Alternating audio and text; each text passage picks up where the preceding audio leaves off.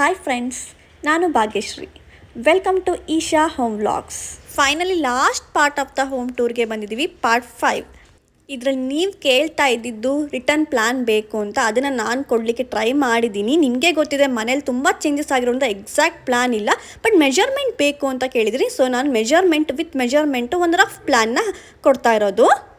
ನಾನೇ ನನ್ನ ಮನೆಯದು ಒಂದು ರಫ್ ಸ್ಕೆಚ್ ಬರೆದಿದ್ದೀನಿ, ಎಲ್ಲ ವಿತ್ ಮೆಜರ್ಮೆಂಟು ಏನಿದೆ ಅಂತ ತಿಳ್ಕೊಂಡು, ಎಲ್ಲ ಚೇಂಜಸ್ ಆದಮೇಲೆ ಹೇಗಾಗಿದೆ ಅಂತ ಹೇಳ್ತಿರೋದು. ಸೊ ಇದು ಟೋಟಲ್ ಲ್ಯಾಂಡ್ ಇರೋದು 66 ಇಂಟು 44, ಈ ಕಡೆ ಇರೋದು 44, ಹಿಂಗಿರೋದು 66. ಸೊ ಇದು ನಾರ್ತ್ ವೆಸ್ಟ್ ಕಾರ್ನರಲ್ಲಿದೆ ನಮ್ಮ ಮನೆ. ಲ್ಯಾಂಡ್ ಇರೋದು ನಾರ್ತ್ ವೆಸ್ಟ್, ಈ ಕಡೆ ಬರೋದು ಉತ್ತರ, ಈ ಕಡೆ ಬರೋದು ವೆಸ್ಟು. ಸೊ ಇದು ನಾರ್ತು, ಈಸ್ಟ್ ಪೂರ್ವದ ಕಡೆ, ಇದು ವೆಸ್ಟು, ಇದು ಸೌತು. ಸೊ ಇದು ದಿಕ್ಕುಗಳು. ಈ ದಿಕ್ಕಲ್ಲಿ ನಾವು 2 ಕಡೆ ಗೇಟ್ ಇಟ್ಟಿದ್ದೀವಿ. ಕಾರ್ನರ್ ಸೈಡ್ ಆಗಿಂದ 2 ಕಡೆ ರೋಡ್ ಇದೆ. ಸೊ ಈ ಕಡೆ ನಾರ್ತ್ ಈಸ್ಟಲ್ಲಿ ಒಂದು ಗೇಟ್ ಇದೆ, ಮೇನ್ ಗೇಟು. ಇದು ಬ್ಯಾಕ್ ಸೈಡ್ ಗೇಟು, ಅಂದರೆ ಜಸ್ಟ್ ಕಾರ್ ಪಾರ್ಕ್ ಮಾಡ್ಲಿಕ್ಕಷ್ಟೇ ಒಂದು ಡೋರ್ ಇದು, ಬಿಟ್ಟರೆ ಇದು ಗೇಟ್ ಅಲ್ಲ, ಇದು ಮೇನ್ ಗೇಟ್, ನಾವು ಡೈಲಿ ಯೂಸ್ ಮಾಡುವಂಥ ಗೇಟ್ ಇದು. ಸೊ ಇಲ್ಲಿಂದ ನಾರ್ತ್ ಎಂಟ್ರಿ ಕೊಟ್ಟರೆ ನಮಗೆ ಇಲ್ಲೊಂದು ಸ್ಪೇಸ್ ವರಾಂಡ ಸಿಗುತ್ತೆ. ಆ ಕಡೆ ಈಸ್ಟಲ್ಲಿ ಗಾರ್ಡನ್ ಇದೆ, ಮತ್ತು ವೆಸ್ಟಲ್ಲಿ ಓಣಿ ಇದೆ. ಸೊ ಅದರಿಂದ 3 ಸ್ಟೆಪ್ ಹತ್ಕೊಂಡ್ಬಂದ್ರೆ ನಿಮಗೆ ಪೋರ್ಟಿಕೋ ಸಿಗುತ್ತೆ. 10x10 ಮೆಜರ್ಮೆಂಟಲ್ಲಿ ಮಿಡಲಲ್ಲಿ ಸ್ಪೇಸ್ ಇದೆ. ಇಲ್ಲಿ 4 ಅಡಿ, ಮಿಡಲಲ್ಲಿ 4 ಅಡಿ ಸ್ಪೇಸ್ ಇದೆ. ಇದು ಪೋರ್ಟಿಕೋ, ಜಸ್ಟ್ ಹಂಚಲ್ಲಿ ಮಾಡಿದೆ. ಇದೇನಿದೆ 33 ಇಂಟು 36, ಒಂದು ಸೈಡು 33 ಇಂಟು 30. ಇದೇನಿದೆ ಇದು RCC ಬಿಲ್ಡಿಂಗು. ಇದು ಕಂಪ್ಲೀಟ್ಲಿ ಹಂಚು, ಸುತ್ತ ಹಂಚಿದೆ ನಮಗೆ ಎಲಿವೇಶನಿಗೆ. ಇದು ಮಾತ್ರ RCC, ಅಂದರೆ ನಾವು RCC ಅಂತ ಹೇಳ್ತೀವಲ್ಲ, ಸಿಮೆಂಟಲ್ಲಿ ಕನ್ಸ್ಟ್ರಕ್ಷನ್ ಮಾಡಿರೋದು. ಇದು ಹಂಚಲ್ಲಿ ಎಲಿವೇಶನ್ ಕೊಟ್ಟಿರೋದು ಕಬ್ಬಿಣದಲ್ಲಿ. ಸೊ ಇಲ್ಲಿ ಈಶಾನ್ಯದಲ್ಲಿ ಬಾವಿ ಇದೆ ನಮಗೆ. ಸೊ ಇಲ್ಲಿ 3 ಸ್ಟೆಪ್ ಹತ್ಕೊಂಡು ಈ ಕಡೆ ಬಂದರೆ ಇಲ್ಲಿ ಕಟ್ಟೆ ಕುತ್ಕೊಳೋ ಕಟ್ಟೆ ವರಾಂಡ. ಅದಾದಮೇಲೆ ಕರೆಕ್ಟಾಗಿ ಇದು ನೋಡಿ 33 ಮಿಡಲಲ್ಲಿ ಟೆಂಪಲ್ ಎಂಟ್ರಿ ಕೊಟ್ಟಿದ್ದೀವಿ. ಮೇನ್ ಡೋರ್ ಇದೆ. ಮೇನ್ ಡೋರ್ ಆದಮೇಲೆ ನಾರ್ತ್ ಈಸ್ಟಲ್ಲಿ ನಮಗೆ ಹಾಲ್ ಬರುತ್ತೆ, 16.4 ಇಂಟು 18. ಸೊ ಇದೇ ಹಾಲಲ್ಲಿ 4x4 ಪೂಜಾ ರೂಮು ಸಹಿತ ಮಾಡಿದ್ದೀವಿ. ಅದ್ರ ಆಪೋಸಿಟಲ್ಲಿ ವೆಸ್ಟಲ್ಲಿ, ಅಂದರೆ ಪಶ್ಚಿಮದ ಕಡೆ ನಾವು ಸ್ಟೇರ್ ಕೇಸ್ ಬಂದಿದೆ. ಅದಾದಮೇಲೆ ಈ ಕಡೆ ಬಂದರೆ ನಾರ್ತ್ ವೆಸ್ಟಲ್ಲಿ ಬೆಡ್ರೂಮ್ 1, ಅಂದರೆ ಆಫೀಸ್ ಅದು ಡಾಟರಿಗೆ ಅಂತ ರೂಮು, 11.0 ಇಂಟು 12.9 ಇದೆ ಇದ್ರ ಮೆಜರ್ಮೆಂಟು. ಸೊ ಇದಾದಮೇಲೆ ಈ ಕಡೆ ಆಪೋಸಿಟ್ಲಿ ಸೌತ್ ವೆಸ್ಟಲ್ಲಿ 11.5 ಇಂಟು 12.9 ಇದೆ ಇದ್ರದ್ದು ಮೆಜರ್ಮೆಂಟು. ಮಾಸ್ಟರ್ ಬೆಡ್ರೂಮ್ ಅಂತ ಹೇಳ್ತೀವಲ್ಲ ಅದು ಅಟ್ಯಾಚ್ ಬಾತ್ರೂಮ್ ಇದೆ ಅಲ್ಲ. ಸೊ ಇದು ಹೊರಗಡೆ ಬಂದಿದೆ. ಇದಿಷ್ಟು ಒಂದು ಮೆಜರ್ಮೆಂಟ್, ಅಂದರೆ 30 ತನಕ ಫೌಂಡೇಶನಲ್ಲಿ. ಇದು ಎಕ್ಸ್ಟ್ರಾ ಹೊರಗಡೆ ಎಕ್ಸ್ಟ್ರಾ ತೊಗೊಂಡಿರೋದು ನಾವು. ಸೊ ಇದು ಅಟ್ಯಾಚ್ ಬಾತ್ರೂಮ್ ಇದೆಯಲ್ಲ, ಇದು 6x6 ಇದೆ ಈ ಹೊರಗಡೆ ಬಂದಿರೋದು.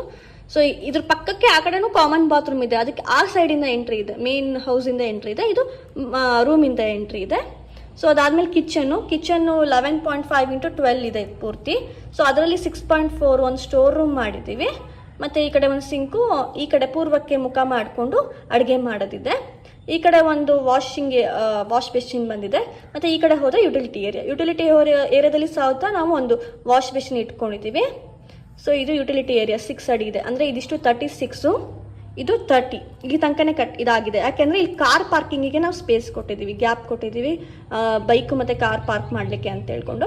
ಇದು ಹಿಂದ್ಗಡೆ ಡೋರಿಂದ ಇದ್ ಕಡೆ ಹೋದರೆ ನಾವು ಗಾರ್ಡನಿಗೂ ಹೋಗ್ಬೋದು, ವಾಷಿಂಗ್ ಏರಿಯಾ ಮತ್ತು ಕಾರ್ ಪಾರ್ಕಿಂಗ್ ಡೋರ್ ತನಕ ಹೋಗ್ಬೋದು. ಇದು ನಮ್ಮ ಮನೆದು ಮೇನ್ ಪ್ಲ್ಯಾನು. ಮತ್ತು ಮೇಲ್ಗಡೆ ಹೋದ್ಮೇಲೆ, ಅಂದರೆ ನಾವು ರೆಡ್ ಕಲರಲ್ಲಿ ಏನು ಹಾಕಿದ್ದೀನಿ ನೋಡಿ, ಈ ಬಾಕ್ಸ್ ಇದೆಲ್ಲ ರೆಡ್ ಕಲರ್ ಇಂಕಲ್ಲಿ, ಇದು ಮೇಲ್ಗಡೆ ರೂಮು.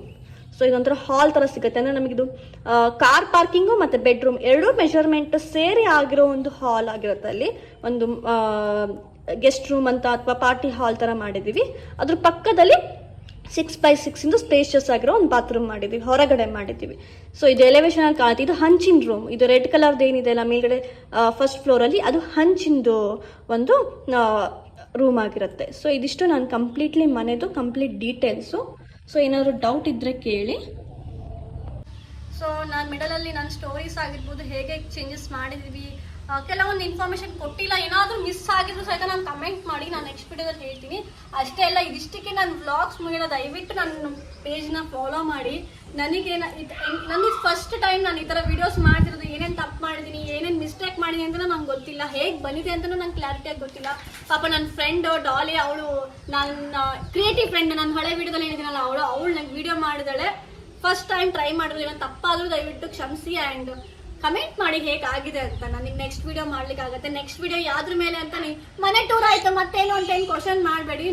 ನೆಕ್ಸ್ಟ್ ನಾನು ವ್ಲಾಗ್ಸಲ್ಲಿ ಸಿಂಪಲಾಗಿ ಪೂಜೆ ಮಾಡೋದು ಹೇಗೆ, ಇವಾಗಿನ ಮಾಡರ್ನ್ ಆಗಿ ನಾನು ನೀವು ನೋಡ್ಬೋದು, ನಾನು ಅದು ತುಂಬ ಟ್ರೆಡಿಷ್ನಲ್ಲು ಇಲ್ಲ, ತುಂಬ ಮಾಡರ್ನು ಇಲ್ಲ, ಬಟ್ ಸಿಂಪಲ್ ಆಗೇ ಮಾಡ್ಕೊಂಡು ಬಂದಿದ್ದೀನಿ. ಹೇಗೆ ಅಂತ ತೋರಿಸ್ತೀನಿ. ಅಷ್ಟೇ ಎಲ್ಲ ಸಿಂಪಲಾಗಿ ಕುಕಿಂಗ್ ಮಾಡೋದು ಹೇಗೆ, ಕೆಲವೊಂದು ಮಲ್ನಾಡ್ ಡಿಶಸ್ ಆಗಿರ್ಬೋದು, ಕೆಲವೊಂದು ಮಲ್ನಾಡ್ ಪ್ಲೇಸಸ್ ಆಗಿರ್ಬೋದು, ತುಂಬ ಸಿಂಪಲ್ ಲೈಫ್, ಸ್ಲೋ ಲೈಫ್ನ ನಿಮಗೆ ತೋರಿಸ್ತಾ ಹೋಗ್ತೀನಿ. ಅಷ್ಟೇ ಎಲ್ಲ ಹೆಲ್ತ್ ಟಿಪ್ಸ್ ತೋರಿಸ್ತೀನಿ. ಯಾಕಂದರೆ ಸ್ವಲ್ಪ ಹೆಲ್ತ್ ಕಾನ್ಷಿಯಸ್ ಇದ್ದೀನಿ ನಾನು ನನ್ನ ಮಗಳ ಮೇಲೆ ಮತ್ತು ನಮ್ಮ ಮನೆಯವ್ರ ಮೇಲೆ.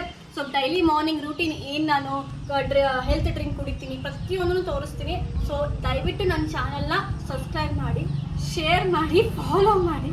ಆ್ಯಂಡ್ ಇನ್ಸ್ಟಾಗ್ರಾಮಲ್ಲಿ ಗೊತ್ತಿದೆ ರೀಲ್ಸು. ಸೊ ಶಾರ್ಟಾಗಿ ನೋಡಬೇಕು ಅಂದರೆ ಅಲ್ಲೂ ನೀವು ರೀಲ್ಸ್ ನೋಡ್ಬೋದು. ದಯವಿಟ್ಟು ಎರಡೂ ಕಡೆನೂ ಸಬ್ಸ್ಕ್ರೈಬ್ ಮಾಡಿ, ನನಗೆ ಎಂಕರೇಜ್ಮೆಂಟ್ ಸಿಕ್ಕಂಗೆ. Thank you.